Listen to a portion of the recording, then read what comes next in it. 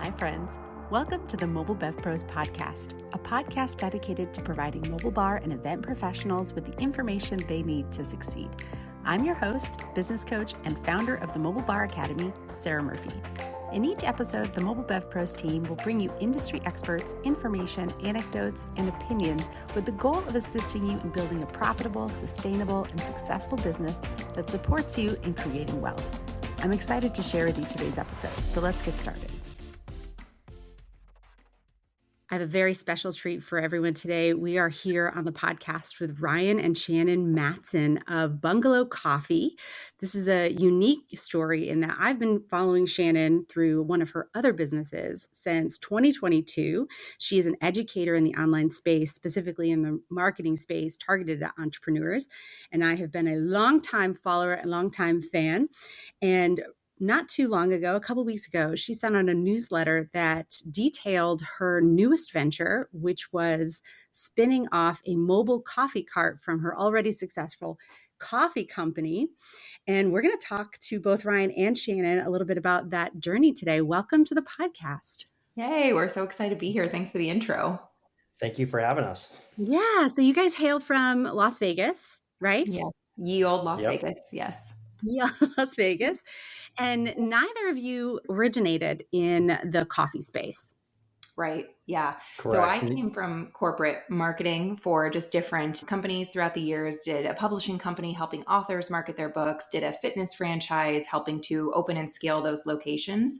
And there's so much transferability with digital marketing, especially, and then also some of that like grassroots physical that I was doing as well. So I started there. And then Ryan. I was in corporate construction up and down Las Vegas Strip, building like multi-million-dollar restaurants, $60 million pool renovations. And that kind of like segue when you started to look at that, you know, the branding of those high-end restaurants and how can we fuse that into the coffee shop when that kind of came about. How did coffee shop ever come out of marketing and contracting? Yeah, totally fair. So I decided that after enough time in corporate, I wanted to try to go it my own with helping other businesses. And I started with just small mom and pops in Las Vegas market themselves with social media management and local director of marketing type things. So I started doing that. And then as it escalated, I got one client who was an online entrepreneur with her own service-based business. And I really loved working with her in that whole shiny corner of the internet. So I left corporate and started what's called the Social Bungalow. And so with that company, where we're helping entrepreneurs structure really profitable businesses and then market them from there, we're going and we get to this point where we're able to financially, with a bit of a budget, pursue an additional venture. And so the venture that felt most natural because of what Ryan's about to share with you really just kind of came from passion at that point. Yeah. So like it goes back to our first date. Shannon was like, what do you want to do? And I brought up, I want to open up a coffee shop. And then like she went down her like past years of talking about that and having conversations as well. And so we sat there like brainstorming on our first date, this coffee shop vibe that we wanted to create. We were just like having this daydream session on our first date over sushi and just kind of talking about it. And so from there, like one day Social Bungalow was growing and we were talking about like other ventures and stepping out of that realm. And I came home and I was like, we should open up Bungalow Coffee. And when I said that, Shannon was like, let's figure this out. And, you know, it's like having the expertise of construction and relationships and then the marketing ability for that allowed for remodel in there, building that brand recognition before we even opened that Shannon kind of facilitated and having a line at the door the first day due to like influencer campaigns that she worked in, all that stuff kind of all came full circle from that first date that we talked about. What a power couple. The whole package. Well, we didn't know anything about coffee, so don't give us too much credit. We were just coffee fans, connoisseurs, lovers, and then we had these skills that would aid a business, but we did not have that. And so we sought coaches and counsel and support and everything to get it to where it is.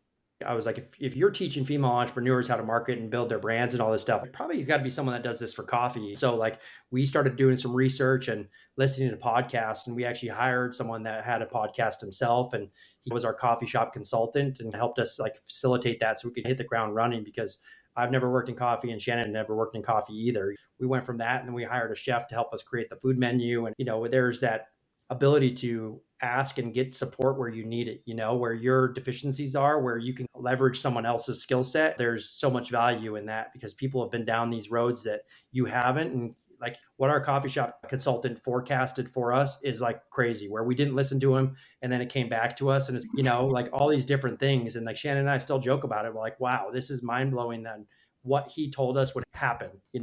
I think the important part is that you stayed in your zone of genius and you sought the industry experts to kind of fill in those gaps. It might be surprising to you, but what we find is about 50% of people who get into this particular industry, now specifically mobile industry, but I see it here reflected in your coffee shop venture, about 50% don't come from the hospitality or the food and beverage industry at all. We see a lot of teachers, we see a lot of real estate agents, we see a lot of nurses, we do see some general contractors, especially if they're building the rigs. We see a lot of marketing. Obviously, this kind of event-based, hospitality-based. It's sexy, it's pretty, it's things that people want to see and they connect with the whole concept of hospitality. And so marketing is a really good fit for the hospitality industry. So we opened the coffee shop and 2 weeks later we got married as well. And so when we were in this like process of opening coffee shop and like really like loving and very passionate for coffee at the time, I personally don't drink. And so like I was like, I'd like to have a coffee bar here. And so we, myself, the wedding planner, all this stuff kind of got together and we're trying to find these coffee catering things and there wasn't anything. We couldn't find anything. So we started like reaching out to companies like Colorado and there were like these large travel fees and all that stuff. And so kind of seed planted right then and there for us that, hey, maybe there's something here. And so one day we got this email and it was like a wedding planners event thing. And they were asking us to come cater coffee. And at the time we had no coffee cart, we had no machine. We had very quality product and like myself, Shannon, and our now manager. And so we had the people and we had the product. We didn't have any of this other stuff. And so I called up one of our reps and we borrowed this little like hodgepodge coffee cart and machine. And we kind of went in there and never had done anything. And from that, we just started serving out free drinks and it was in our neighborhood. And we met a gal there who does a lot of event planning for multiple car dealerships here in town. And a couple months later, all of a sudden she emails me and says, hey, I have this event at the Porsche dealership. Do you guys want to come cater this for us? And so at that time, I roll in there with the same cart, the same machine. And, it's me, the manager, and we facilitate this event. And as you're sitting in a Porsche dealership, as you can imagine, it's okay, we really need to up level what this coffee cart is and the machine and the equipment and just the appearance of this, because you're sitting around these hundreds of $1,000s cars. And here we are on this put together system. And from that, and I was like, okay, let me reach out to some of my construction contacts. And we started the development of like a custom coffee cart that really matched our branding inside the cafe. It's got the same slotted patterning on the bar and bought a new espresso machine.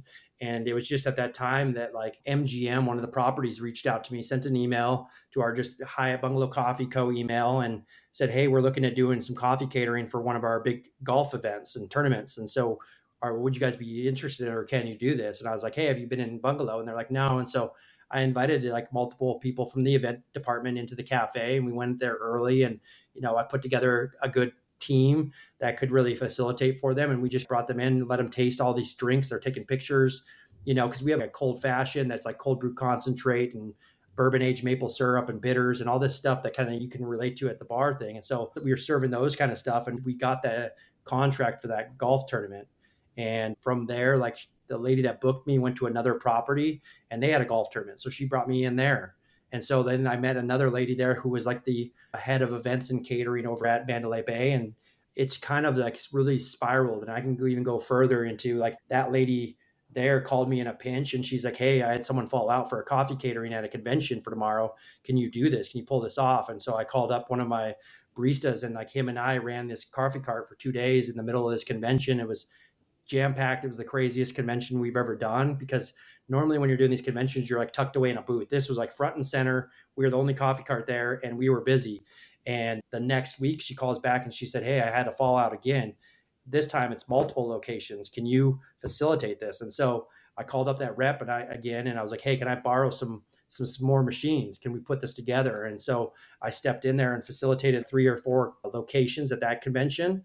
And she's like, hey, if you can get carts, I can keep you busy. And so like Shannon and I were having this discussion, like, what's the next move here? Is it the next move on a second location for Bungalow? And I'm like, or is it like leaning into this event side of things? And so it was kind of tug of war. Like you could make a decision for either way. And through that conversation, we decided we were going to go into the event thing. Cause like we had MGM sitting here at one of the properties ready to throw us conventions. And so I texted the rep over there and I said, I'm like really wanting to buy these machines, but I kind of want to understand what this looks like for you. And she's, hey, let me set you up with a meeting with my boss. And so I went in there, and, the comfortability of sitting in these big multi-million dollar construction meetings with the executives of these properties gave me the comfortability to sit in this meeting with her and show our hand and our product. And she walked out of there and she sent me the list of all the coffee carts they booked for 2023. And here's an idea of like how many carts and machines you're going to need. And so now we have like 9 coffee carts, 8 machines, kegerators, all of this stuff that's just kind of facilitated from that. And the events just kind of kept coming from MGM and outside ones as well. We've done celebrity weddings here in Las Vegas for the athletes, from the Raiders players to one of our first events was at the golf course that Shannon and I got married at. And so it was like this full circle thing of we wanted that there and couldn't do it. And now we're here. And so it's been a wild ride. Ryan, you make this all sound so easy and fluid. It's not. It's not. Like, it's leaning on the people that you have around you, to leverage and teach you things. I had a guy who he owned one of the most successful burger coffee trucks in Las Vegas. And so when MGM called me up and they wanted me to do this holiday party at one of their properties, and we're talking thousands of drinks in 6 hours, thousands. And so I was like, I don't know how to price this. I don't know how to facilitate this. And, I got that guidance from him, that like how to approach these MGM deals and all this kind of stuff. When you start getting into events, and like at that time, I see how much I'm going to get paid for this event. And there was this like high-end coffee maker that I could buy that does batch espresso as well as drip coffee. And I'm like, this will pay for that machine. And so then after that, it was like literally dollar for dollar. I got that book. I made no money. I actually lost money because I paid the team, and I bought this machine ahead of time. And we came in there with like batch espresso of like 30 gallons of this 5-gallon jugs of batch espresso. And we're just passing these drinks out. And we just did that same holiday party again this year. And so it's kind of like leveraging the people and like looking at what the money is coming in and kind of pouring back into that as that growth kind of happens. One of the things we like to say is new level, new devil, in that, every time you think you've got it figured out, there's going to be a new challenge, a new struggle. And it sounds like you have scaled really quickly. What do you think is the biggest challenge in scaling that fast? Is it people? Is it, equipment clearly was part of it. Is it cash flow? What's been the biggest devil in this journey? Yeah, I would say people and equipment, and so now it's like we've had a lot of very talented baristas on our team, and coffee is a very transient industry. A lot of them are younger, going to school, going to have these other passions. And so when they leave us, we have created quite the tight-knit culture there. We stay on good relationships with them. And so now it's as these I already have a bunch of bookings coming up for conventions with, again, multiple stations and all this stuff. It's like reaching out to these old team members that are still in town and like setting that up, basically on-call staffing system for them to be like, hey, we have this convention, who wants to work it? And it's like a first come, first serve thing, but navigating that, as well as like the other side of that is like not making sure the cafe doesn't suffer as well. So I can't like just take everyone from the cafe to run an event. And so it's like this balance of, making sure that's maintained and the events are facilitated. Absolutely. And Shannon, you guys have a very healthy Instagram for the Bungalow coffee. Try as I might, I wasn't able to find one specific for the mobile component. What's your marketing strategy for this explosive business arm that seems to be just this backroom deal? Yeah, it's backroom deals. And to your point earlier, jokingly, where you're like, wow, Ryan, you make it sound so easy. The thing about what Ryan's been able to do with this is that he's so great with showing up when he's got the opportunity and making relationships. So he will not leave that room without talking to people, connecting, getting an opportunity, following up with them, getting the business card. So if anybody's listening to this and thinking like, oh, must be nice, all these people are just needing you in a pinch and it's falling into your lap, there has been a bit of luck at play, totally, but there's definitely this say yes and show up, say yes and show up. Mm-hmm. And in the early days, it has been this like figure it out scrappy with a kind of rinky-dink cart and a borrowed espresso machine and one person there and moving like an octopus as fast as you can. And then you move on to the next and the next. And per that kind of announcement I made that, hey, we've started this catering arm, we've been able to quietly do it behind the scenes with just specifically relationships and outreach that have scaled into even doing more weddings that Ryan didn't mention along the way to kind of test it on smaller groups and get more comfortable, have some recurring events. And then really the big ticket that caused us to say yes to this is getting in with those casinos, which is a fabulous component of living in Las Vegas. Obviously, they've got conventions, big events, wine and dines, and they need something of this sort, and they've got the budget for it. So with getting that opportunity, that caused us to be like, all right, we're spending the money, we're going full force, and we're creating this very seriously. So we're very secured in this primary relationship to where now we are going to be bringing it to the forefront. We wanted to make sure we were completely buttoned up on our logistics, our product, and then of course our permitting and all that fun stuff. And now we're going to be putting it on the website and rolling it out more specifically. But yeah, it's just been relationship oriented. I love that. I also love that you mentioned it's the say yes and figure it out. I coined this term from someone who's in Houston, Texas. His name is Don Branzuela. He owns HT Liquid Catering, and he did a speech for our gathering we do in person every year. And he specifically called this the season of yes. And the challenge with the season of yes is that it can really very quickly turn into the season of burnout. And so the season of yes at some point becomes the season of no. And Ryan, my guess is that you're already picking up on some of the things that would trigger a no from you. And what are those things? What are those opportunities that you have come to realize maybe aren't the best use of time and resources? There's the side of things, especially with coffee and it being like an early thing. With like bar, you're like setting up later. And so there's that grind of waking up at 4 a.m. I'm leaving the house. I'm loading up a coffee cart. I'm going to these things. And so it's really just looking at that time value of things. If there isn't a time value, is there an opportunity of relationship wise? If we have some hours to give up within the team at the shop, they love events. Like it just gets them out of the shop. It just gives them these other environments and events and just puts that energy is like at a different level. And so I still do these events for the lady I met at the first event. And so like with that, it was one of our first events. I didn't know how to price it. And so those are priced a little bit lower. And I literally donate all the proceeds to a cause here called Shine the Light. And so all the money that comes from that, and it just goes right to that organization. And I'm not making anything off of this. Like I am forever grateful for that relationship. And the cause is very near and dear to my heart. And they're helping people that are experiencing homelessness underneath the tunnels of Las Vegas and trying to get them to go into treatment and provide them supplies. And Shannon and I have walked the tunnels ourselves. And if the cash value isn't there, is there a relationship that could come with that to kind of make that offset each other? I love that you mentioned that, because one of the things that came up in my research for this interview is the focus on community that really spurred Bungalow Coffee to begin with. And we talk a lot about crafting a business that conforms to your values and really living those values in how you show up in the world. And it sounds very much like that value set from Bungalow Coffee has extended into the new mobile component as well.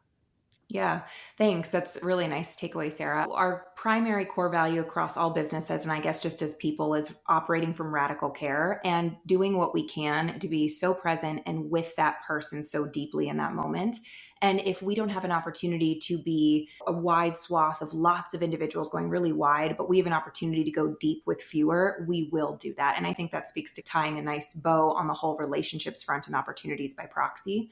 So within the social bungalow side of things, with our clients, with our team members, it is so very much, how are you and what can we do to make this best for you? You're our client, you're our team member. And so when we birth this physical embodiment of the social bungalow and make it this more Las Vegas community driven space in Bungalow Coffee, when I was with Ryan in all of the interviews, I would ask the radical care question and I'd give them a scenario and what would you do in this? And so a big thing that we've always said is that we can teach you coffee. We can't always teach you culture, and we want a culture fit first, because thankfully we're not in engineering. You don't need to have a trades skill. You can come in and we can teach you. And we want a great quality environment for the employees themselves, the team camaraderie, and then what the customer experience is. And then bringing that with Ryan very much as the faces of the catering arm of this right now. He then, of course, brings that over on that side too. I love that Bungalow Coffee, Bungalow Social, Bungalow Mobile Coffee. It's a family of brands. Where did Bungalow come from? It's not a sexy story. It just came from my co-director of marketing in my last corporate company. He and I actually started the Social Bungalow together, and then he quickly had to move to San Diego, and he's like, "Do you want the company?" And I'm like, "Yep, I want it." And he came up with the name. So, Oh, okay. Yeah. Not yeah. every story, it But has a rich story now, which is It what's does. We picked the word social because it was very social media driven. And then bungalow, we just really liked the vibe of the word. It felt like we didn't have the poetry of language as to why, but we were like, this feels right. And we had the social, we were playing around with different words. And so when he left and I sat with it, and I'm like, I need to define what this means to me and why it's named this. It really represents home. So we say home to entrepreneurs on the digital side, and we say home to, coffee lovers, people who love good coffee on that side. And so it's this representation with the radical care value that when you come home, that's where you're most loved, that's where you're most comfortable. And we wanted to create a safe third space where people are like, I identify with the bungalow. This is where I go. This is where I get my value, my favorite coffee, my favorite people. I feel comfy here. Come on and stay a while. Yeah. And what I love about this new transition into the mobile is not only have you created this third space where people can come to you, but now you can bring the care to them, right? You're on wheels and you get to bring yeah. that same cozy, radical care to wherever they are, which is just beautiful. What is your favorite part about taking it mobile? I asked you your challenges, obviously, and I joked about how easy you make this look. Everybody, I think, really shines when things are fun. And so, where's the fun in this for you? I think it's just like being at these events, at weddings. It's just great energy. Like the music's on, you're serving people on this like day that they're always going to remember, and then the holiday parties at these casinos, they go all out, and so it's just like this whole different energy and environment. And I really like meeting people and kind of relationships and seeing that growth and through that. And so that allows me that outlet to do that. And Shannon comes there and we get to hang out and see this energy, and she's doing kind of some like social media behind the scenes, and like it's just like this wild thing that we kind of had this dream about, and to be sitting in it each and every time, it just brings you back. And Yeah, agreed. Well said. And how long ago was it that you guys were married? 2.5, rounding the corner to 3 in April. So you guys have literally you started a business together, you got married, you honeymooned in your soft launch, right? And then you started yet another arm of the business with new challenges. And it sounds like you guys are hanging out at events. Do you guys have downtime, or are you just full on in growth mode? We do. I mean, surprisingly, maybe it's because we've built a really great team around us. We have weekends. Ryan's an avid golfer. I am an introvert, so I go see movies by myself and hang out with the two people that I'm close with in this world. And we work hard and we work every day, Monday to Friday, a good solid 8 to 10 hours. But yeah. I think Shannon's downplaying the amount of hours that she works, and that is Monday to Sunday. Mine would be different. And I don't want you to speak for you and me because I'm just obsessive She about. enjoys working, and that is something, because I like to go golfing, and I like at first I'm like, I felt a little almost shame for it, that I like that. And someone who I'm close with was like, have you ever thought that like she really enjoys working? And you don't need to harbor that. And so that's what she likes to do. And then like when she's not, she like literally, I went to a hockey game the other day and she went to a movie by herself. And we find that time to kind of take care of ourselves as well. And when it's time to, show up and load up an event at 4 a.m., I'll also be there too. Yeah, I think it's really important. A good portion of our community are couples. A number of reasons. It's hard to do entrepreneurship alone. It's always nicer to have someone to bounce ideas around with, to have a second set of hands. And so a good portion of this industry are couples. And I always appreciate the opportunity to talk about that work and relationship. And sometimes it can look like there's an overlap. And I'm very much the same as Shannon. I love to work, but I'm also an introvert. So I have 2 friends in the whole world and they don't even live in the city with me. But my husband is a goer, a doer, a networker. Like you'd think he's running for mayor. He's always, out there and like shaking hands, kissing babies, right? And we've been married for 14 years and together 17. And there was very much a time wherein I had to get past the fact that he was making me feel lazy because like I work, but then when I'm not working, I'm reading a book or I'm crocheting or I'm doing something that's very much for me. And one of the things that I do see oftentimes with couples is, especially when it's their first business together, is tension between this was my idea on how to do this, and you did this differently. And there's this lack of communication, or this person's working all the time and they're potentially begrudging me for not working the way that they wanted me to work or as often as they did. And so for y'all to literally get married and then work through all of these dynamics together and then come to such a quick conclusion that it's okay, one, to love work, and to not necessarily be working all the time if you want to go play golf, which for anyone who doesn't know is like a part-time job. True. Yeah. So true. We definitely have our, tiffs and different tensions that come up when you work and you're also husband, wife, and you've got all these different components to your relationship. But I think the thing that's really helpful for us is the divide and conquer concept. And I know some people listening don't have that because I'm over here owning the social bungalow, and then Ryan supports me with decision making, and he owns some functions in there, and then he owns Bungalow Coffee and the catering side, and then I'm there in support of decisions and looking at things with marketing and what have you. And so we come in with our strengths and we let the other one have their ownership, and I think that makes a difference for there ever being a like power struggle or making one feel something versus the other. Because sometimes Bungalow Coffee is extremely busy. Ryan's up at 4 a.m. and I'm still asleep, and I'm like, oh, feel a little guilty. Hope you packed a lunch. But then there's times where he's going to play golf and I'm like, I'm going to be here writing the newsletter for the next 3 to 5 business hours. So, it ebbs and flows. Yeah, well, I think you pointed out a really important concept there, which I like to call division of responsibility. And it really pertinent, I think, especially in the early days, for someone to claim ownership over something with the understanding that there's supervisory or like decision-making, sharing responsibility at a certain place in time. And if it was a formalized partnership, meaning like you weren't married and you didn't have a personal romantic relationship and you were coming into a partnership, it feels like a whole lot easier to be like, okay, any checks written over $1,000 need to be approved by both. Any decisions that could impact overall marketing budget needs to be approved by both. But when you're a relationship, you don't always necessarily parse it out like that. And my parents used to do this when I was younger. My mom would say, I'm administration and something else. And then my dad was transportation and sanitation. And it was a joke, right? But they had this division of responsibility wherein if he was going to be traveling and the garbage needed to go out, he would then communicate to her, hey, can you make sure to take the garbage out, and vice versa.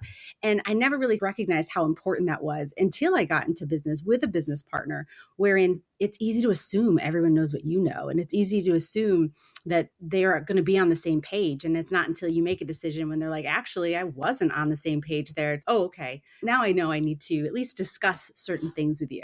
And to have those discussions is who's primary on this and who's secondary. And where's the zone of genius, right? And in some cases, it's very clearly defined. And sometimes it's not. So for example, who does your bookkeeping and your accounting? Not us. Yeah. Neither of us. Right. Yeah. But you probably at some point had to have that discussion where you're like, you know what? This is not in either of our skill sets. So Yeah. we're going to find someone else to do this. Yeah. You got to navigate and find the time and space to be husband and wife. It's like we can hold a bunch of different roles. I can be Shannon's employee any given day. I can be her boss or whatever. Like we hold all these different roles. We're business partners, we're employees, we're husband and wife, And so it's like maintaining that husband and wife and doing the little things that fills that cup for the relationship is like a huge priority in this. We can get so super busy. And when I'm down, I'm like, I want to go golfing or whatever that is. But it's like finding time for one another outside of work. And we'll still go to dinner and talk about work, but we're there together and we're just like enjoying each other's company, And it's a different mindset at that time versus it's not like the stressful work conversation that you need to have. It's just like talking about future projects or whatever, that dreaming stuff that happened on that first date comes back out at that time. I think that's such an interesting thing. I hear a lot when there's couple entrepreneurs where they're like, we make this rule, like we're not allowed to talk about work on a dinner date, all these kind of black and white things. And the thing about us talking about work is we're not sitting there saying, hey, what are we doing about so-and-so's contract? Or what do we think about, this thing with this event?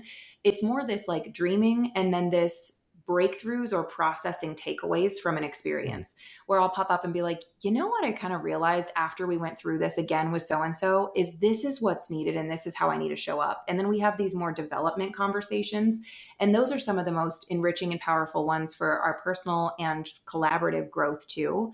So not stifling those has been really nice, because I think for a minute there we were like, we need to find a framework to fit within so that we have these specific boundaries, but letting it ebb and flow. And sometimes we're like, I could give two hoots about talking about work right now. Let's talk about the TV show we're watching and all these interesting things coming up. I think that is such an important perspective that you brought to life there, because I believe that entrepreneurship is one of the best personal development journeys that anyone can take. And if you're having those personal development journeys in a silo and you're not sharing them from kind of like the higher takeaway perspectives, then you grow apart in many ways, right? You want them to be a part of the messy middle. My husband and I have two things that we will do if we are in that space where we kind of just need to like big ideas. Let's talk. And we're not talking about the details. We want to kind of incorporate the other in this life decision or this business concept, or I have an idea and I want to, talk through it. And he's an attorney and we've been in business together in the past, but a different kind of perspective. One of them is we'll take a walk, and it's usually like a 4 or 5 mile walk with the dogs. The kids are at school. But moving your body and talking gives a different mental vibe. And the second is what we call impromptu date night. And that usually means that we have not planned it. It's usually 3 hours from when we probably will sit down, and we'll just pop our head in and be like, impromptu date night. And it's either a yes or a no, right? Sometimes you just can't.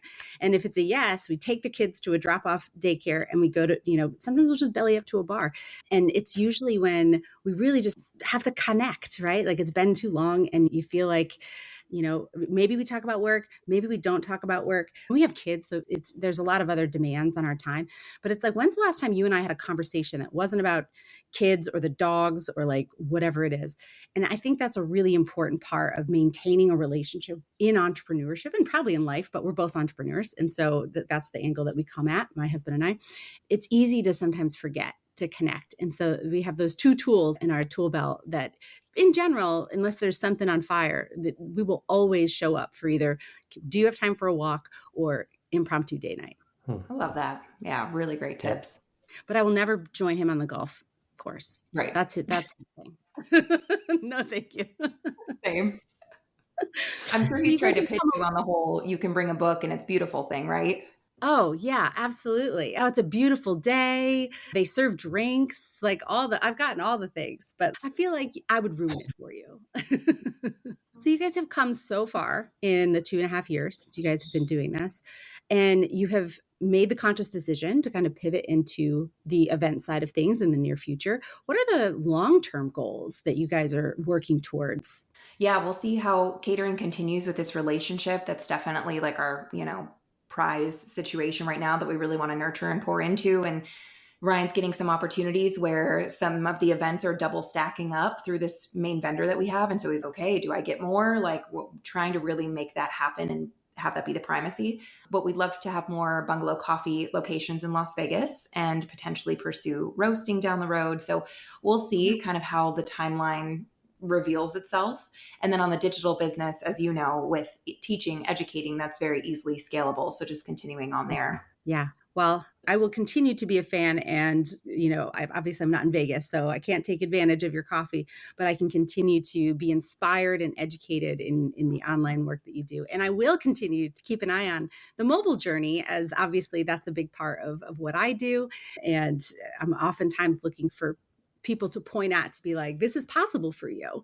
Sometimes especially when it's your first business, it feels very big and very impossible. And the story that you shared today, Ryan, is going to be such an inspiration to so many that that sort of growth, that sort of momentum is possible when you say yes and you figure it out. People oftentimes will get stuck in their perfection mode where I don't have a $5,000 espresso machine, so I have to say no to this opportunity. Wherein you very much were like, I'm going to show up with duct tape together machine on a table and we're going to start there, right? And you iterate from there. And I think that the important lesson here is that you implemented and you figured it out as you went, and you continued to improve it as the opportunity arose. So your story is super inspirational, and I'm very honored that y'all shared it with me and the community today.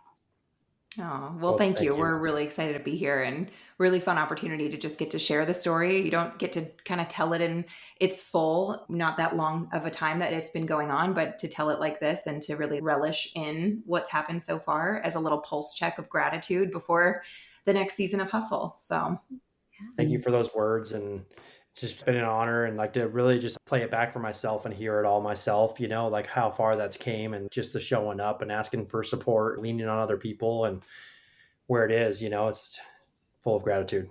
Well, this has been great. Thank you so much. We'll have all of your socials in the show notes so people can come and follow your journey as you do add the mobile component to your social media and you start sharing behind the scenes. The community loves to see how people operate behind the scenes. And so thank you again for being guests on the podcast, and let us know if the community can ever support you in any way. Oh, thank you. Thanks so much. Very much.